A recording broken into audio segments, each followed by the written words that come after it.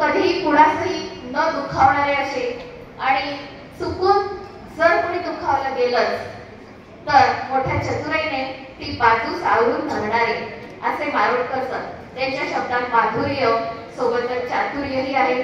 तत्वांशी एकनिष्ठ असणारे, समाजही, विद्यार्थीही, शिक्षकही साधणारे आणि विद्यार्थ्यांच्या सर्वांगीण विकासासाठी सतत झटणारे असे हे मारोडकर सर. विद्यार्थ्यांचे हित साधताना प्रसंगी पोलीस स्टेशन पाहण्याचं सुद्धा धैर्य दाखवणारे आणि असं व्यक्तिमत्व थोडक्यात एका शब्दात सांगायचं म्हणजे झाले बहु होतीलही बहु परी असमहा असे हे मारोडकर सर. यांच्या निवृत्तीच्या कार्यक्रमाप्रसंगी मी ईश्वराचरणी एवढीच प्रार्थना करते की ईश्वर त्यांना निरामय आणि निरोगी आयुष्य प्रदान करो आणि माझ्यातर्फे एक छोटीशी